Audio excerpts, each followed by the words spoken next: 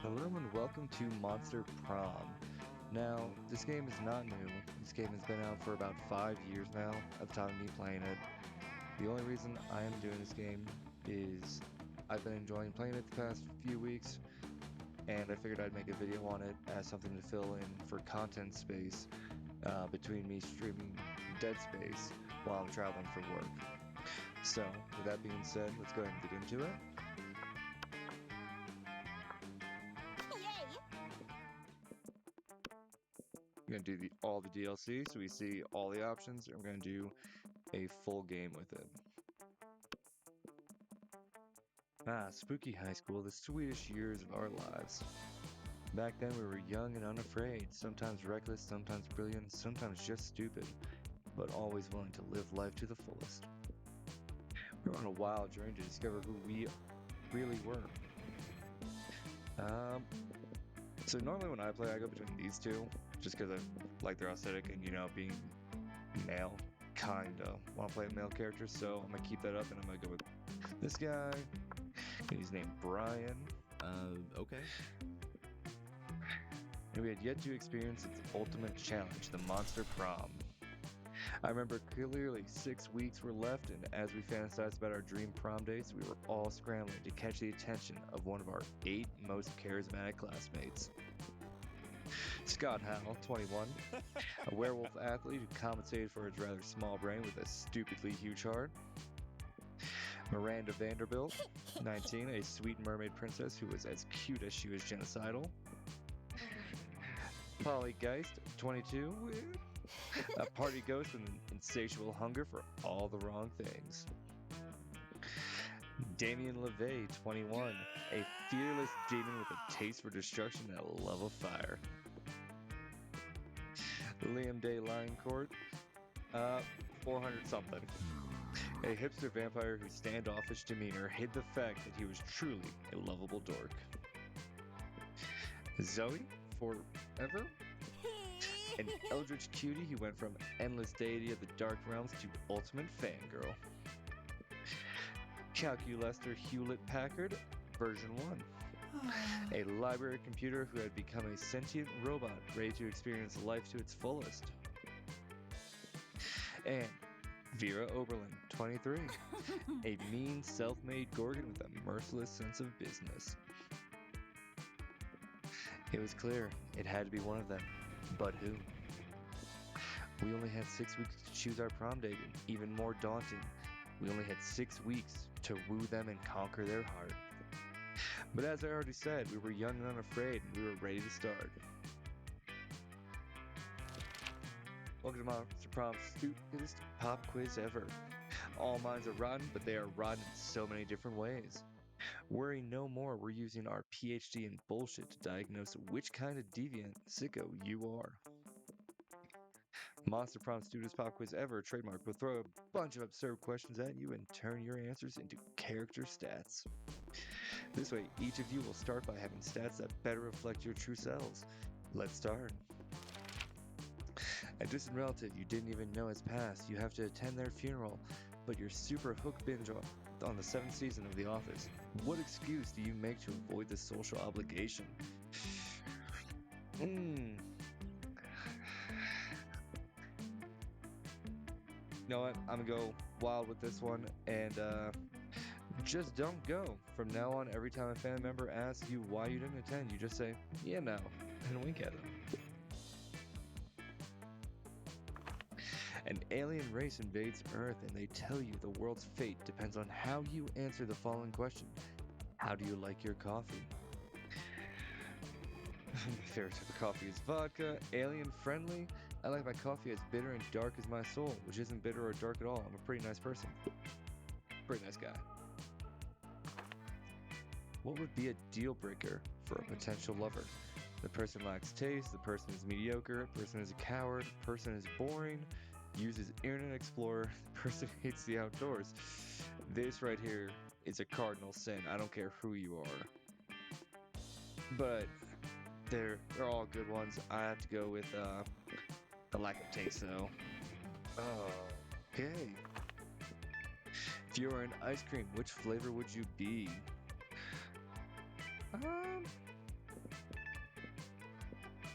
I'm gonna go with that one randomly. I don't know what it is.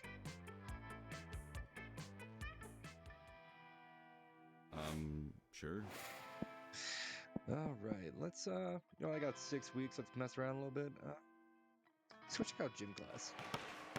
That day, an epic dodgeball match takes place. Everything seems lost, but you deliver an inspirational speech that fuels your team's spirit, leading to a spectacular comeback. You're clearly a natural born leader.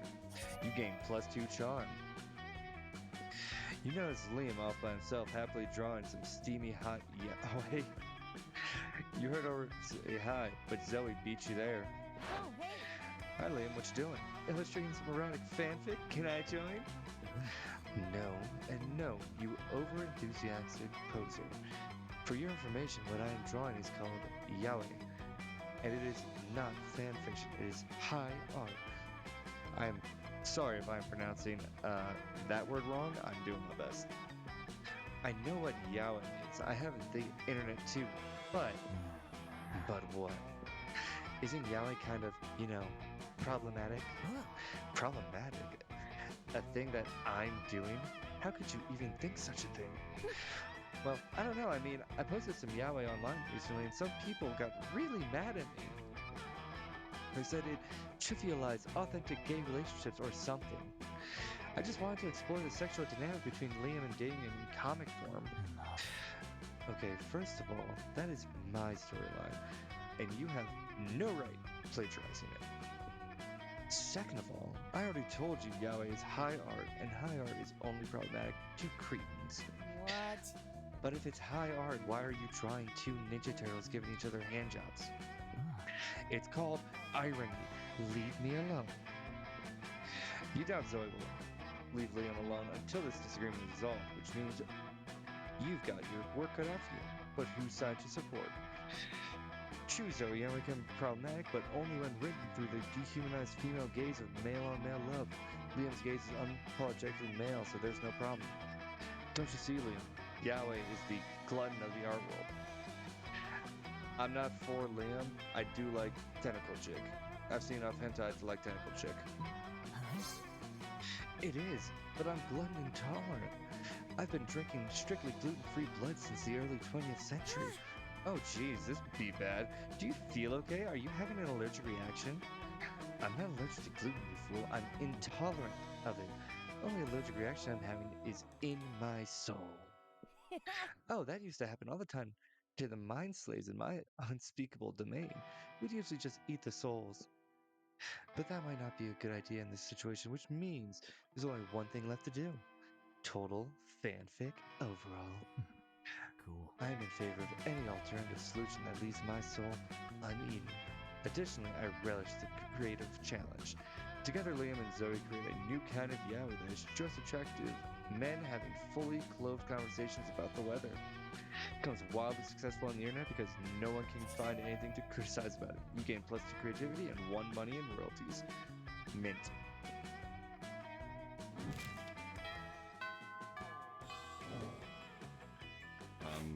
Sure. Well, I already said I'm going for tentacles, so let's keep it going. You approach Vera, who is conspicuously cutting up an enormous stack of credit cards and feeding the pieces to her snakes. Zoe is sitting across the table staring intently at Vera and frantically scribbling into a notebook. A little privacy, please. This is obviously a business luncheon, which means that it's a write-off. Zoe's longest purple tentacle creeps an inch closer to Vera. Then Zoe scoots her whole chair a little closer. Back up, I bite. Interesting. Are you even listening to me? This is a life or death situation for you, dork. Not what I would have expected. Damn it, Zoe. Besides my obvious beauty, entrancing charm, and tremendous wealth, what are you looking at? Oh, it's not obvious? Zoe flips over her notebook to reveal a massive chart of Vera's snakes, and all of the different ships between them. There are so many arrows and symbols and snakes that you're worried she might actually be summoning some kind of fanfic demon. At first, I was really into my main ship, a front left snake with back center snake. They just have a really natural pairing, you know? But then I started thinking about the rivalry between all 3 front snakes and how it could be the kind of triangle rivalry hate sex kind of thing. Zoe. And honestly, that just really got me into the questions about the rules of the Snakeverse. Like, can they get married? Can they move positions on the head? Do they have tails that are inside your head? And Zoe, Vera, you just have to tell me, how do the snakes poop? I have to know. That is enough. You're hereby banished from this table. Go ship my snakes from a safe distance before I get a restraining order, you little purple disaster. You decide to intervene because 1. You care about your friends, 2. You don't want to see them kill each other, and 3. You've been wondering about the whole snake poop thing yourself. Vera, maybe you know knowing the allegiances, preferences, sentiments of your snakes could be the ultimate trick for the silkiest, most dangerous hair ever. Zoe, I think I've stumbled on the ultimate Vera shipping chart. Look, Vera's here, and Vera being left alone. Oh, that was for Vera? I thought the other one would have been... Oh well. Wow, shipping Vera with the abstract concept of being alone? Is that even possible? It's the ultimate match, I assure you. So simple, it's so genius. Well, I won't stand in the way of true love. Do you mind if I fan art this? Go ahead, I'll invoice you for your usage of my likeness, and I'll take a 99% cut of any gross merchandising and international signing rights for the visual design of the abstract concept of loneliness. I'll get started right away. You manage to get Vera some alone time, and you get her another licensed property to mercilessly milk for cash. That has been I suppose you're not totally useless. Keep it up, and I might decide to learn your name. God, I hate Vera in this game. But I don't at the same time. Sure. Oh, it's late. Let's go outside. That day during recess, you start a half-hour raid that goes full crazy. You have no idea how it escalated so much, but at one point there are like 300 people. Someone summons demons from a nightmare dimension. The consequences might distort the fabric of reality itself, but who cares? It's a rad party. You gain +2 fun. You're trying to focus on your own love life, but the sloppy makeout sounds coming from Violet and Tate are making it difficult. Take that somewhere else. My snakes will never be able to digest their food if they have to watch this disgusting display. Yeah, and my fanfiction uses running for the hills. How am I supposed to write romance when the two of you are making it look so unappealing? No surprise you're alone. I don't know how to voice that little thing. Well, sounds like somebody is a little bit jealous of our amazing, perfect, wonderful relationship. We're not bothering anyone. You commented on my fanfiction, still not as romantic as Every Day with My Bae, and then a bunch of heart eye emojis and stars, and also the kimono emoji? Why did you comment the kimono emoji? Sorry, kind of mixed those two words in my head. You see, Zoe, this is why it's better to be a strong, independent nightmare creature. Terrifying women terrify women.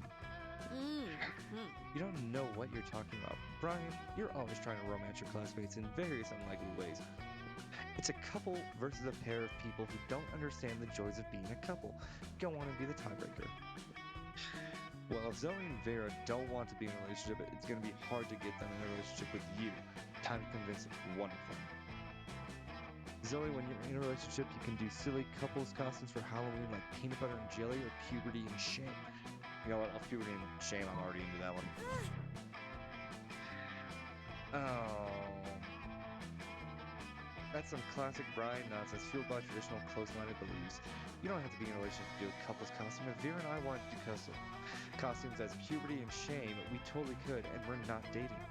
Although I bet some fans would totally want to since we can both be scary and I have tentacles and she has snakes, so there's probably something sexy that could happen there. Okay, you're done.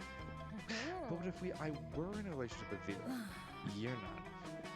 But people wanted me to be in a relationship with Liam because purple and purple would look beautiful. Or calculus, or since we're both 2 new students.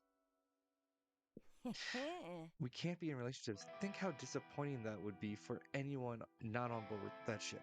All ships are valid. You're so sad. Well, I think being in a relationship is magical and we're never disappointing anyone. Because you don't have any fans. Ooh, sick burn. But also, Zoe isn't a fan of relationships at all now. which does not bode well for you. Congrats on losing. God damn it. Well, week one, kind of a wash. Sure. Did not get ahead, did not really fall behind. I'm gonna go for the library for some money, just because I feel like I might need it, an item later. Today you spend some time on the library's PCs managing your start kicker.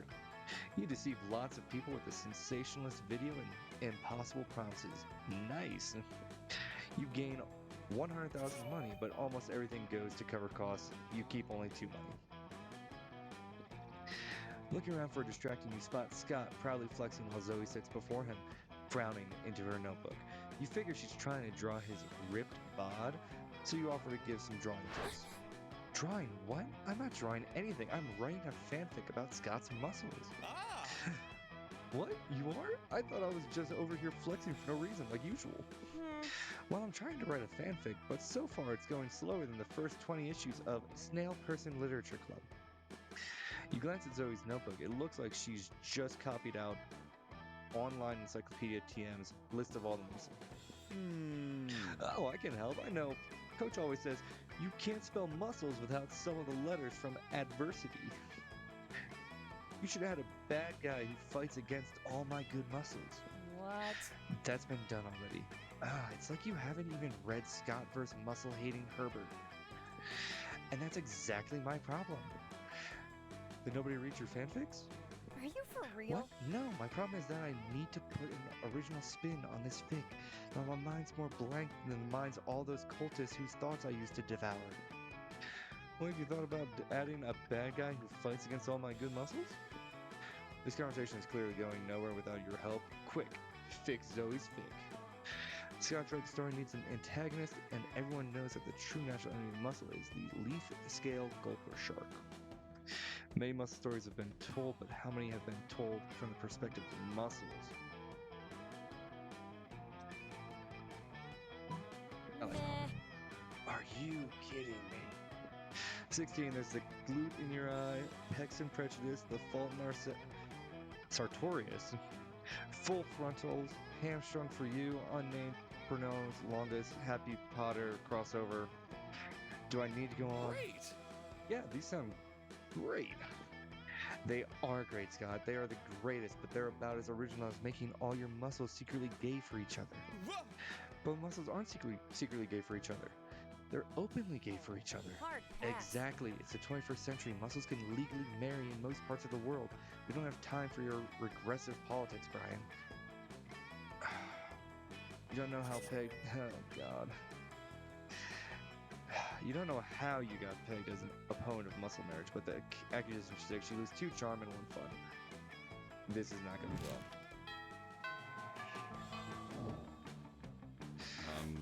Sure. Calculaster and Zoe.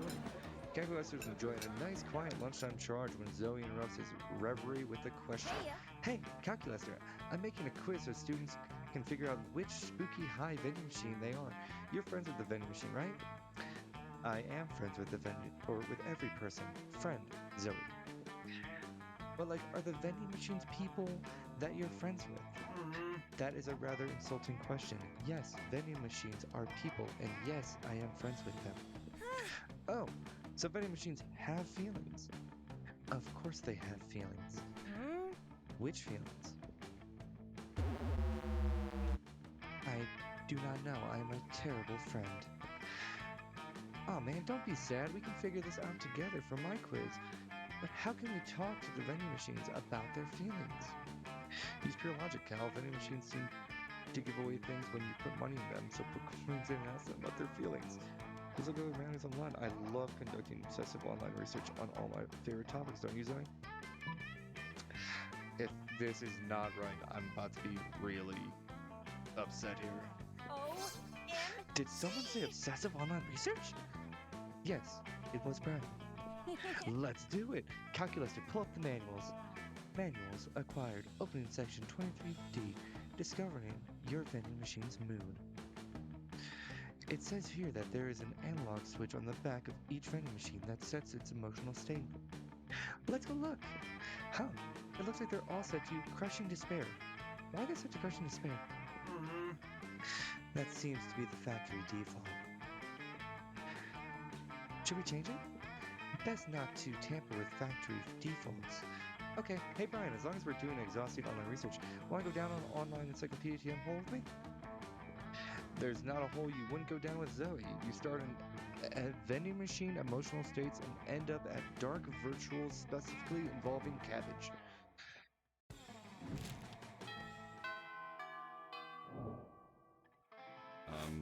Sure. Alright. Let's check out the auditorium. That day, while rehearsing for the class play, it's as though the muses themselves have descended to give you a figurative blowjob. Your performance is intense and inspiring. It'll be remembered for generations, which is pretty rad by high school play standards. You gain +2 creativity. You're going to help Zoe with her math homework after, but you notice her surrounded by a crowd of sinister cloaked figures. She seems pissed about it. Guys, stop it. I don't want any dead goats. I'm at school. We must We understand you perfectly, Lord Zagord. This is a test. We must bring you even more dead goats to satisfy your dark hunger. What? No, that's the opposite of what I said. And I don't got a Zagord anymore. I am Zoe, okay? Z-O-E. Can we take a rain check on that study session, Brian? I can't stand to be around these jerks. Zoe brushes past you on her way out. The cultists stare at you with unconcealed awe. Well, okay, it's concealed by their terrifying mask, but still. All hail Zagor. Zagord addressed you by name, and you did not go mad with pleasure. It addressed you almost as if you were an equal. It passed within inches of your frail mortal frame, and what's more, it mentioned rain. Could it be that it is referring to the fabled storm of cerebral spinal fluid, which will one day come to quench all sanity? Brothers, sisters, bow down before Brian, for he is clearly the prophet of Zagord. Please, O prophet, guide our worship, for we have noticed of late that our Lord appears dissatisfied with our sacrifices. I cannot talk sometimes. I apologize. The blood of many goats once pleased Zagord, and yet now we do not understand what has changed. That's pretty obvious. Perhaps, given your special relationship with our incomprehensible master, you could suggest a new sort of sacrifice that would please it. Fuck it, you got nothing better to do. You decide to be a prophet for the day. You tell them that what they should really be sacrificing. It's important to learn from your mistakes, so sacrifice another goat, but right, we're sorry on the side. Sacrifice your own harmful prejudice. So there we go. blasphemous. But our harmful prejudices are dangerous to us. Though how we remain reliably unpleasant, the better to unplease Zagord. Maybe that's how it was with Zagord, you explained, but Zoe's got an entirely different set of standards that don't involve being a bigot. Your wisdom truly is subtle and deep. Very well. Bring out the prejudices. One of the cultists steps forward with a steel-banded box stained with blood and scorched by fire. You're not sure exactly what's inside, but it smells pretty racist. Now bring out the vat of acid we always carry around. Where are they keeping all that stuff? Those ropes must be really roomy. Now dissolve the prejudices in acid. Go on. The box dissolved with a sound like 1,000 grandmothers disapproving of your gender identity. We are suddenly unprotected from new and radical ideas. The revelations are flooding in. Could it be that we have been jerks? Alas, it is true. And it's true also that our Lord demands from us further sacrifice. It is the greatest sacrifice of all. We must sacrifice the past. The name Zagord is gone, perished along with the dark timeline that gave it birth. Here and now we rededicate ourselves to a new cult. The cult of Zoe. Wow, that worked way better than you expected. Maybe you can dissolve the prejudices of other bigots in acid too. Or maybe you can just dissolve the bigots in acid. Either way, you gain 2 charm and 1 boldness. Week 3 morning, let's go. Sure. Alright, doors. Let's go to to the bathroom. That day you skip class and just hang out in the bathrooms because you respect no authority. I guess some people just want to watch the world burn by skipping class and hanging out in the bathrooms. You give 0 shits, but you gain 2 boldness. So I was playing FOF. Oh, I was playing FOF. I'm Zoe and I was playing FOF. I hope that sounds for fuck off, faker, because that's what you are. You're a faker. What? How do you figure, Leonard? I was just trying to tell Brian how much fun I was having. Being a fake gamer girl? Because if you were a real gamer girl, you wouldn't need to talk about how fun games are. You would just be playing them. I don't like this creature, whatever he is. Is it merman? Turtle? I think it's a turtle. I think it's a shell. A real fan doesn't go around shoving their fanness in people's faces. That's just what girls do because they're just doing it for attention. Yeah, I have to change its voice to something like that. It seems fitting. Leonard, literally all you do is try to prove that you're a real fan. You're the one who interrupted this perfectly normal conversation. Fake conversation? Leonard. Fake Leonard? No. Wait, real Leonard. Girls are the fake ones. So are you saying that there are no real gamer girls? I thought I had met one once. She wasn't like all those other girls right up until she was when the bitch friend-zoned me and went and dated some asshole Chad Cabra. Wait, how did that have anything to do with her interested in gaming? Poor Zoe. She's new enough to this whole being a high school girl thing that she has no idea that there is no reasoning with the Leonards of the world. Not to be a white knight or anything, but you really should step in and find a way to distract Leonard so you and Zoe can discuss absolutely gender-neutral topics like gaming and peace. Distract Leonard by finally creating the perfect real gamer girl profile on Twitter. Tell Leonard that you heard someone saying there's no wrong way to play video games. Okay, apparently I'm not creative and I just, suck. You pull out your phone and quickly create a Twitter profile of the first ever legitimate gamer girl. And that, Zoe, is why you're a fake attention creator. Oh wait, someone just followed me on Twitter and I must vet them immediately. Real gamer girl 42069. Oh sure you're a real gamer girl. Real gamer girl. I'll be the judge of that. She's barely knows anything about senior regular samurai frogs. What a fake fan. Oh, but scroll down and she's posting all these obscure facts. But she needs to prove she's better than everyone. Bitch. Wait, so she somehow knows too little and too much about this show? She's framing all these pictures just of her face like she doesn't know everyone just wants to see her body. And look, doing all these cosplays and skimpy outfits just for the attention. So now she's wearing too much clothes and too little clothes? And here, that fake little... No. You're done. May the sinks swell into seas as you try to wash your hands and drown you in their depths. May your fingernails grow inwards and crawl up your weak arms and pierce your brain. May you be boiled over by 1,000 farts as the traditional way of defeating a kappa. Oh my, that was too personal. I shouldn't be specious, no matter how. Absolutely abominable. You are... I'm so sorry. Zoe runs away in tears and you run away with -2 charm and -1 fun. Why is this one actually the one I'm having difficulty with? I've never had difficulty until this game. You sit down with Zoe and Scott. Scott is eating his trademark pizza sandwich, which is just 3 slices of pizza on top of each other. Zoe has a notebook out and is taking notes. But how do you get your food, Scott? Why do you want to know so bad? It's pretty normal.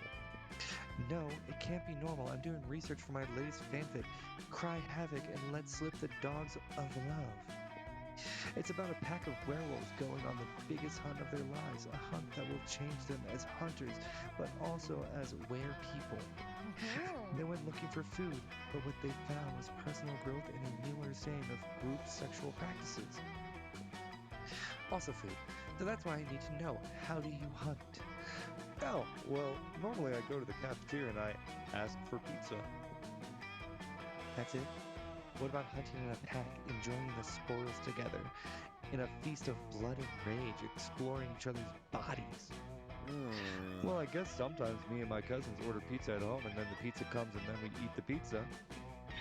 Zoe does not look at all satisfied with Scott's answer. Maybe you can get Scott to give some juicier info or convince Zoe that ordering pizza is actually dramatic.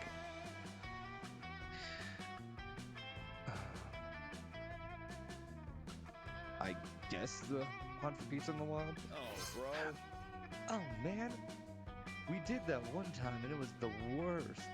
There was no cell phone service, so instead of calling for delivery, we had to transform into wolves and chase it down. And then when we got there, it wasn't even a pizza. It was 3 deer. And there wasn't any bread or cheese, so instead of bread, we used deer flesh. And instead of cheese, we used more deer flesh. And instead of pepperoni, we used deer flesh. No, beef jerky. We're not animals. Oh, I think you are, Scott. I think you are. Now, how did you all sleep on your little camping trip? In the nude or nude and cuddling? Looks like this conversation is finally going the way Zoe wanted to. She shoots you an appreciative wink with one of the light-devouring voids that pass for her eyes. Aww.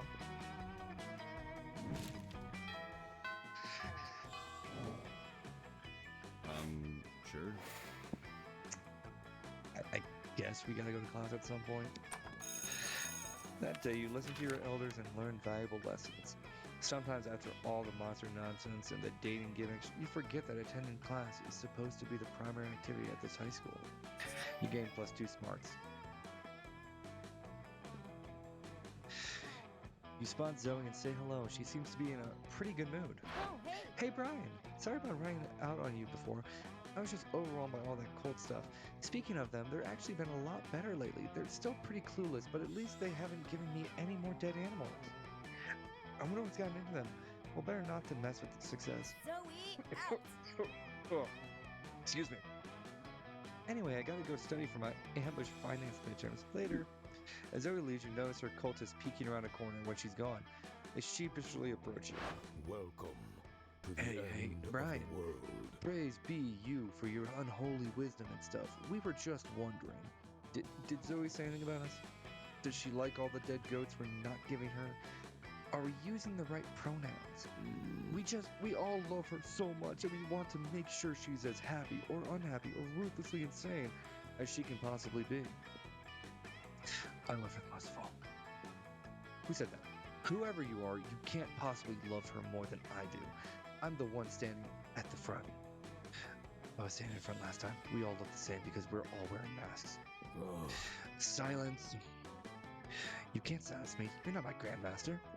Well, someone is, right? I mean, we have a grandmaster, don't we? What kind of cult would we be without a grandmaster? Well, that won't do. Please, Brian, grace of your wisdom, how shall we choose our grandmaster? You need to learn to think like your mistress, become a high school student for a day, and the answer will be obvious to you. Tell the grandmaster she would go to whoever can compose the best theme song to sing Zoe every morning as it. No, So I think. blasphemous. I'm a high school student, but that would be incredibly. No. If this is what Zoe Prophet suggests, then it must be done. Comrades, bring forth 1,000 needles. Wait, needles? It's Zoe will become one high school student. Let them flesh begin. No, this is not good at all. And yet you cannot look away as a cultist sew their pale flesh together. What? Oh, hey, Brian, do you have a pencil sharpener? Mine? Oh, what are they doing now? We are a high school student, scream the mutilated cultists in unison. We care about good grades and the status of our facial skin. You think you've got a good batch of cultists and then they go and sew their bodies to each other to become a high school student every time. Are you not pleased, mistress? Moans the quivering amalgam of flesh and bone. Of course I'm not pleased. This is so embarrassing. You're the worst cultist ever. Zoe storms off. Look like you're the worst prophet ever. Shit. Okay, Sure. I need to get my fun up. What is fun? Be fun? Yeah, I think that's fun. Give me your money. Oh, it's a shop. Goddamn. Okay. So you said vintage online maps might be cool. Don't care about the dead body. It's an event, but I don't want to do that.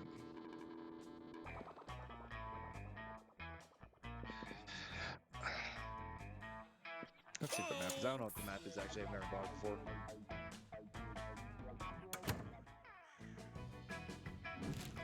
I wasn't paying attention. Didn't realize she was there. Crap. Sure. You arrive at Zoe and Vera's table, excited to. We're not doing anything suspicious, Zoe. And we definitely don't have a fellow student in a cage under this table. You have a fellow student in a cage under the. Jesus, Vera. Brian is too perceptive. We've got to come clean. Yes, the problem is clearly that Brian is too perceptive.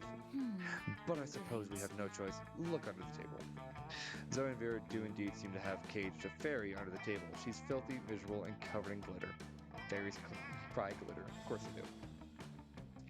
We took her as a prisoner during the last food war. You know, for leverage. I didn't think anything of it at the time because taking tormenting prisoners is just a thing you do as an elder god. But that was 3 days ago, and she's starting to smell. We've got to figure out something else to do with her. We could let her go. No, I failed to see how that profits me. Yeah, that makes sense. Well, what should we do then? The prisoner is probably stinky because she's lonely. Get her a companion to keep her company. Use vicious ecological manipulation to turn her into a sleeper. Get her company. That's gonna go for the fanfic thing. It's like I always used to say when I was a dark manifestation of hatred and madness. Spoiler alert, Misery loves you company, rock. and I love misery. You want another prisoner, Zoe? A prisoner is a big responsibility, you know. Who's going to clean up after it? Who's going to feed it? That's the cool part. If my prior experience as a mistress of extreme pain is anything to go by, they'll feed on each other. That is an interesting cost-cutting measure. Then it's agreed. Oh, I love doing good deeds. And you love letting your hot friend think she's doing a good deed so you can hopefully smooch her later. Everybody wins.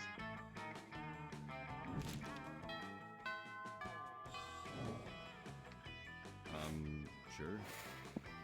Oh, you're outdoors again. Why are you outdoors? Is there any charm? Day in class, I guess. Unfortunately, these do repeat, so I'm sorry. I'm gonna have to say this again if it repeats completely. That day, an epic dodgeball match takes place. The match is so intense and both teams are so into it that you decide to raise the stakes by betting part of your charm against part of the other team's leader's charm. That commitment amazes your whole team and their spirit is fueled by determination. Finally, you win and take +2 charm from the other team's leader. She's now a bit less fabulous. A little later, you're standing around trying to figure out what to do with this map you bought when Dolly appears to assault you with her personality. Let's get down to business. Oh, that is a character I've not dealt with yet. I'm not studying a map, I see. Can only mean one thing. Clearly, you are a master tactician. You point out that there are actually several things that it could mean. For example, maybe you're lost or looking for treasure or trying to figure out what the hell to do with a paper map. Ha! Your tactical genius is matched only by your sense of humor. It's the 21st century. Cell phones can do all of the things you described. No, in this modern era, the only reason to study a map is to check the efficiency of one's battle tactics, a thing which you were clearly doing. Honestly, it's probably easier just to roll with it. You admit that yes, you are in fact a gifted military tactician. Fantastic, just as I suspected, and a good thing too. So as I am in need of the services of one such as yourself for my imminent takeover of the 8th Circle of Hell. Oh, she's a demon like Damien. Oh, that makes sense now what she is. Our first task, improving my army, has to be in tip-top shape if we're to have any hope of crushing the LeVay family. Oh, she's against Damien. You're probably even less qualified to do this than you are to be a student at the school, but hey, it feels good to be needed. You agree to help. Luckily, you don't have to figure this out on your own. Scott and Liam happen to be passing by, so you flag them down. It can't possibly be any worse at this than you, right? You guys need any help with a thing? I love helping. and I am eager to supply my opinions on whatever it is you are doing. Scott, yes, my man, let us fist bump so hard we feel it in our entire skeletons. And Liam, let us gaze longingly into each other's eyes until we feel it in our... I'm out. What? Haha, yes, what indeed? What was I talking about? Ah, yes, my army, improving it. Let us conjure a storm within our collective brains. You're no tactician, but you're not above taking a little inspiration from the classmates in front of you. You suggest. Every team needs motivation, and an army just another kind of team. Nothing says motivation like fun, silly mascot. Oh.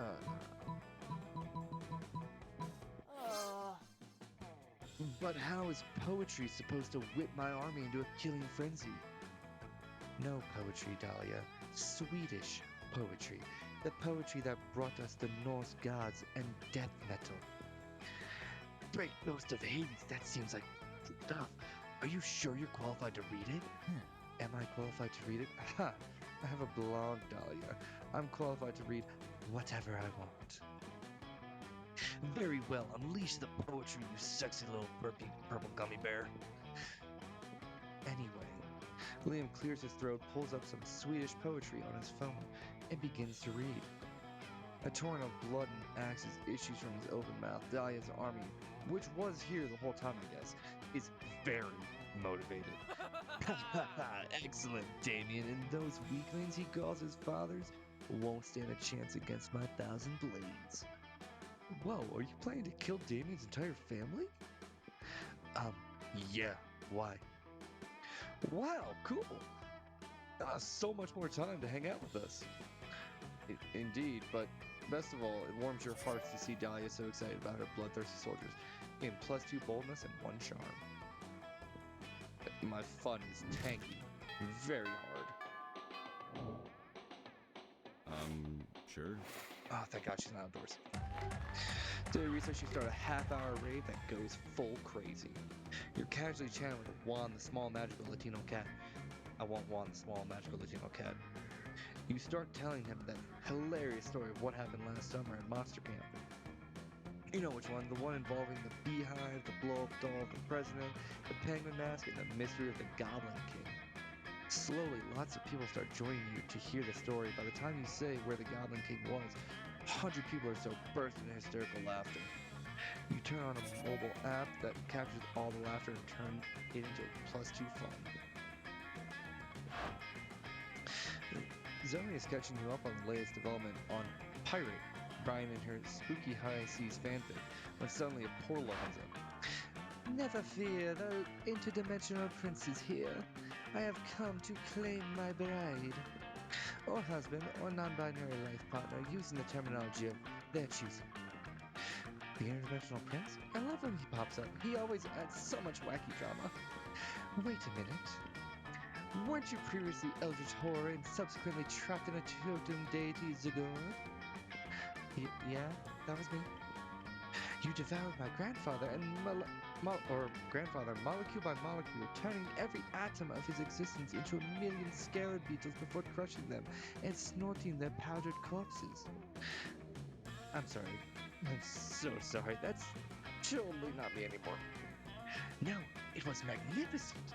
And now here you are in the body of a high school girl, but of legal age to consent, which is exactly my type.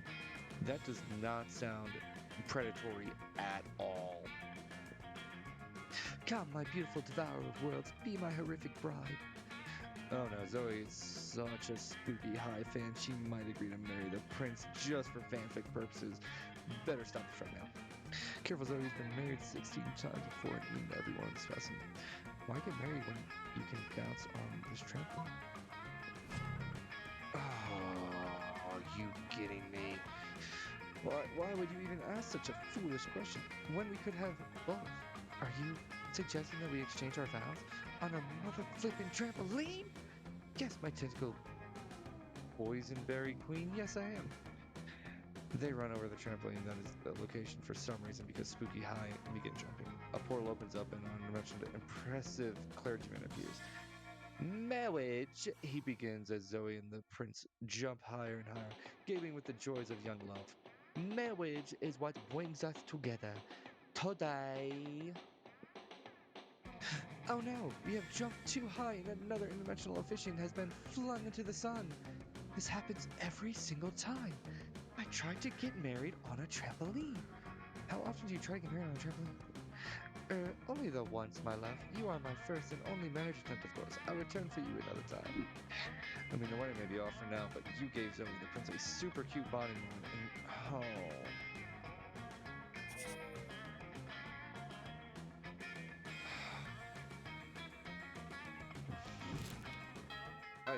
I don't know what's going on anymore. Sure.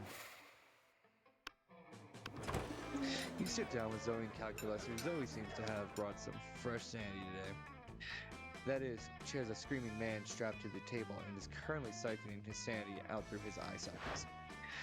Friend Zoe, I am afraid I must take issue with your current practice. What, eating? Eating in a manner which causes a human to repeatedly scream, "Kill me!" while avoiding his bowels and bladder. It does seem nice. Are you for That real? does not seem nice. Look, I was born this way, okay? Well, not so much born as ripped from the fabric of reality itself and animated with equal parts raw malice in the concept of despair. But still, don't judge me. I do not possess the necessary firmware to judge you. Zoe, I do, however, wish that you would find another way to attain sustenance. You can't stand to see these two at odds. Maybe you could convince Zoe to change her ways or convince Calculus that they don't need changing. Zoe, why don't you eat this vegan brownie I brought instead? It's probably... Ew, no, anything vegan.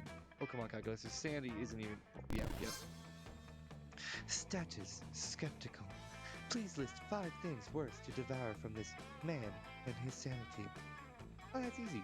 Deep-seated insecurities is one, poop is another, the crippling fear of death present in all mortals, P, and worst of all, opinions. Are his opinions really that bad? Well, he's a prominent user on Reddit. Ooh, yeah, that's very opinionated there. Understood. Analysis complete. Sanity is an acceptable food substitute compared to several things that are worse. Nice! It's like I always say, when life gives you lemons, compare those lemons to all-consuming void. The void is way worse than a couple of lemons. You couldn't agree more, mostly because you're interested in smooching Zoe, but still. Yeah, I don't know if I'm actually gonna win this one. This is gonna be very close. Sure. I guess gotta get fun up again. Another rave for a half hour, goes full crazy. At one point, Juan, the small magical Latino cat, slips on a banana peel. You start to laugh at him. Oh, don't laugh at Juan. He's doing his best. He asks you to stop, but you don't. You laugh so hard at him that you somehow steal +2 fun from him. Hooray! But all that becomes irrelevant as soon as Dahlia comes rushing in and traps you in an affectionate headlock. Brian, my grand visor, how in the 9 hells are ya? I've been looking all over for you because, as you surely remember, you pledged to help me in my conquest of the 8th circle of hell. You made no such pledge, but it is sort of endearing how she assumes you agreed to a thing just because she's excited about it. My army's in rare fighting form thanks to your groundbreaking innovations, but there is still work to be done. It is not enough that I strengthen my own army, I must vanquish the army of Damien LaVey. Alright, that is all in the service of murdering your classmate Damien and destroying everything he loved. Well, you know what they say. What if? Spooky Eyes taught you anything, it's that 3 heads or 4 heads or 1,000 heads are better than 1. So you rope in the 2 smartest people you know. Vera and Calculus. Dang, Calculus got a snazzy jacket on now. As an enlightened businesswoman, I am more than happy to sell out my friend Damien if the price is right. As a soulless automaton, my concept of friendship is shaky at best. How may we assist you, friend Dahlia? Simple. All I need is a foolproof strategy for wiping out the LaVey legions once and for all. Well, when she puts it that way, it really is simple. All you've got to do is with a very powerful bomb and then disguise it with a wig and some lipstick so legions think it's a sexy demon they all want to kiss. Heard Dante? I'm going with the weird one because apparently the other ones aren't it. That is the most random thing I've ever heard in my life, and that's not creative. I guess the old sexually attractive nuclear weapon trick works every time. How many times have you done this, Vera? My lawyer has advised me not to discuss this further. What about the wicked lipstick? Where are we going to get those? Never fear, friend Dahlia. Disguising machines as things that are not machines is one of my many skills. Observe. Oh, you're observing, all right. And you'd go right on observing as Calculus turns the bomb Vera provides into the sexiest human you've ever seen. It almost too You're sexy. the saddest Brian, bunch I've ever met. why are you looking at the bomb like that?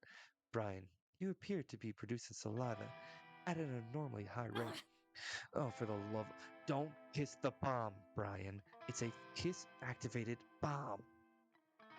It's too late, run! Oh my god, you can't resist, and just like every other romance you ever attempt, this one blows up in your face. Luckily, Spooky High exists in a world where most actions don't have consequences, so neither you nor the school are permanently destroyed. You do lose plus or -2 fun and boldness.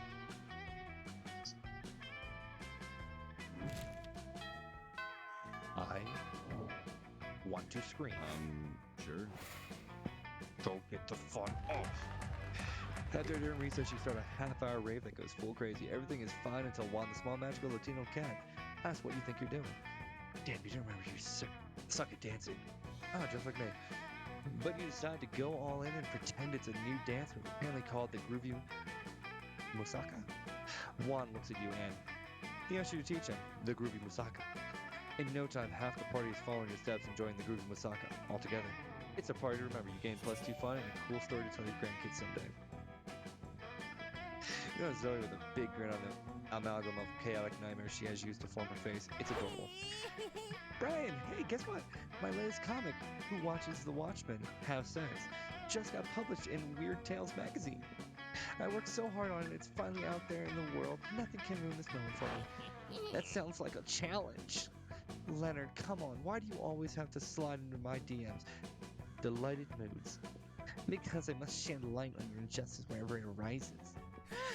What about world hunger, global warming, income inequality, human trafficking? You didn't let me finish. I must shed light on injustice wherever it arises, in the world of fandom specifically. Oh, cool. It is not cool, Zoe. It is not cool that publishing houses are showing attention on marginalized authors just because inclusiveness is high right now. I mean, look at you. You've got it all. You're purple, you're allegedly a woman, you come from a hideous dimension beyond mortal comprehension. Any magazine would die to be able to associate you with its brand. But it's all shallow marketing stuff, and that's what's worse. It's distracting from the real injustice that the liberal media is too scared to discuss. What about the artists who aren't part of some cool, sexy, underappreciated minority? What about us? How are we supposed to get recognized? If I was to entertain all the BS you just said, I'd say, I don't know, maybe through a combination of talent and the numerous connections and avenues you have available to you as a privileged member of society. Don't you use the P word around me, Missy. If I'm so privileged, then how come my comic, Zombie Sluts on Fuck Island, still has yet to be published? Because you spend all your time complaining about non-existent obstacles instead of getting better at art. Perhaps you have a point. Oh, no, wait, I forgot you were a girl. This can't possibly be my fault. It's much more likely that the entire industry is biased against me. Looks like there's only one way to solve this. You're way ahead of her. You select the only option that makes sense. For years, you've possessed the Gem of Garato, a powerful artifact capable of raising your people from the dead. Why not resurrect 4 great artists and ask their opinions? Use the Calcraft sword and hat to determine the objective value of the two. Okay, cool. You were saving the Gem of Garato to resurrect your family in case they died tragically for some reason, but this seems just as important. You reach into the nether realm and summon Velázquez, Goya, Picasso, and El Greco, 4 of the greatest visual artists of all time. Oh, hey, I recognize some of these guys. Picasso helped me design my layer of mental anguish along with M.C. Escher and David Lynch. Hey, Zoe, says Pablo Picasso, long time no see. I heard you have some art for us to look at. Around, we have one piece of art, mine, and one piece of trash, hers. Here they are. Says El Greco, furrowing his brow at the paintings. What sort of art is this? You seem to have placed numerous titillating images inside of tiny boxes. I do not know quite what to make of this, says Goya, holding up Leonard's piece. But even to my untrained eye, this one appears to be what we refer to in the art biz as complete turd. Whatever you're saying, It's you bullshit. are wrong. I don't know what I'm looking at either, says Picasso, but I like how you put everything in little squares. I have a thing about shapes. Personally, says Velasquez, I find Zoe's piece pleasantly reminiscent of Frank Miller's The Dark Knight Returns, meditated by hints of magical girl manga and the unbeatable Squirrel Girl, of which all influenced my own work, as you can clearly see in my famous painting, Las Manias. Ugh. Leonard tries to post angrily about these four dead artists are part of the illegal establishment, but it doesn't work because they don't have social media. Thank God.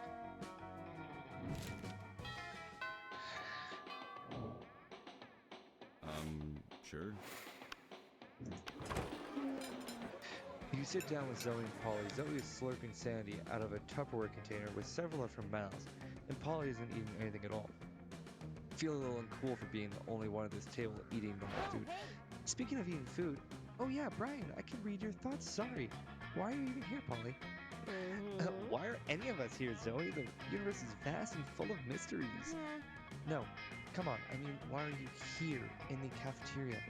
I mean, Miranda comes here to surprise her eating surfs, and Liam comes here because he presumably feeds on food pics.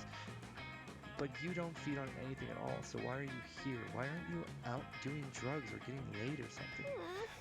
Well, because it seems like Polly might be on the verge of an existential crisis. Those are really serious for ghosts. Safe though.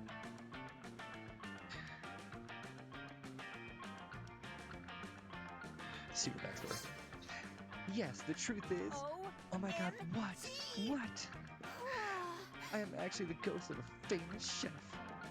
Wow, this is definitely going to be my next fic. Which chef? Julia Childs, Martha Boart, Gordon Ramsay. But a fish person? I don't know. I was pretty high when I died. But like, I'm really good at cooking when I'm sober, which is not often, so I must have been a chef, right? That is the only logical explanation. I hereby declare this canon. You are proud to have been here for this historic moment, even if you know for a fact almost everything Polly just said was bullshit. Honest to good part, you've been there, and she's actually pretty decent at it when she's sober. But who are you to steal this moment from Zoe? She winks at you with one of the bottomless pits in her face. Nice. Alright, last thing, let's hope this goes well for me. Sure. I guess charm. That day, an epic dodgeball match takes place. Amidst the battle, you spot a fellow player that seems utterly discouraged. She thinks she's not worthy of anything at dodgeball, and she attempts to throw a ball at herself. You explain to her the many ways you think she's unique and wonderful while also defending the many pleasures in life. With your help, she's capable of finding reasons to keep playing and gains a sense of self-worth. You gain +1 BFF.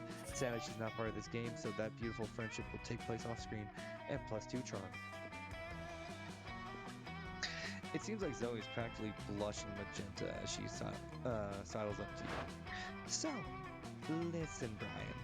Hanging out at school and getting into wacky shenanigans is great and everything, but it's also randomly absurd and absurdly random, and I just want to have some kawaii date time. So what if we do something super, super cute and adorable together, like a nice little picnic? I mean, I still want to be personal to me, you know, so I want to have the picnic in a pocket dimension, nightmare void that holds a special place in my heart, which is a super cute, cozy spare realm devoid of any sense and unreachable to normal minds. So I like to hang out there and watch anime on my phone between classes. Anyway, want to meet me there in a few? I'll bring us some cute little picnic snacks. You try to think of a way to keep from losing your sanity and getting your soul fractured. See you in a few. Oh shit, that sounds super adorable except for the losing your mind part. But you know a good way to fix that.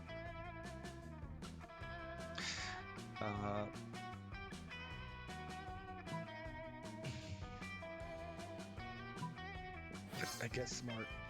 You stop by the school snack shop, which is a thing exists but rarely mentioned because, what, you think you know every single location at Spooky High? You don't. You get a half calf macchiato triple Sal Cow latte, some trail mix, and blueberries and shove them in the old food hole. Immediately you can feel their magic working. Hey there, Brian. You ready to head to the spare route? You sure hope so. Zoe takes your hand and you can feel your heart pound and your pulse race. She leads you onward. So here it is. Hope you like the atmosphere. I mean, not the atmosphere, like the vibe. I mean, I hope you like that as well. I just mean, like, literally how devoid of oxygen the actual atmosphere here is. Whatever, whether or not this would have been a problem for you normally, which is frankly debatable. It certainly isn't today, not after that healthy and energizing snack. You always use a healthy snack to start the day off right and decimate obstacles from geometry tests to getting impaled with a spear, which are equally likely at the school. Are you having fun? You seem like you're having fun, right? Like, you're having fun?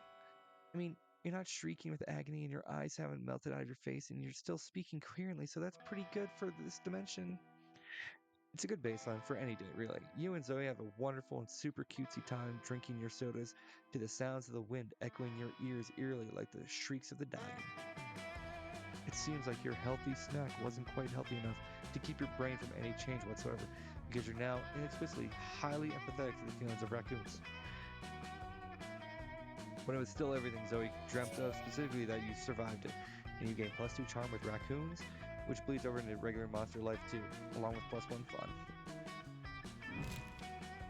Alright, Monster Prom draws near, and I get to ask, will Zoe go to the Monster Prom with me? Sure. You finally pluck up your courage and ask your beloved to go to the Monster Prom with you. Are you for real? Oh, that's very flattering. But I could never date you. See, my favorite secret ship ever has been Brian and a bowl of cereal. Don't get me wrong, you're funny and sort of sexy, but what kind of person would I be if I destroyed my favorite ship ever? A monster, but like the bad Hard kind. pass. So, are you shitting me? What's this? A bat fic? Oh. You become a functional person. Eventually, you meet a sweet banshee called Ash. You shared lots of common interests, and after dating for some years, you married. One day, in the middle of a casual conversation, you mentioned how you couldn't get a date for Monster Prom. Despite your years of happiness, your marriage couldn't endure such pathetic revelation, and Ash abandoned you the next day. And thus, you live the rest of your life alone and sad. Never forget, Monster Prom is the most important thing. How? Like, I get I messed up a lot, but like, we went on a date right before that, you know?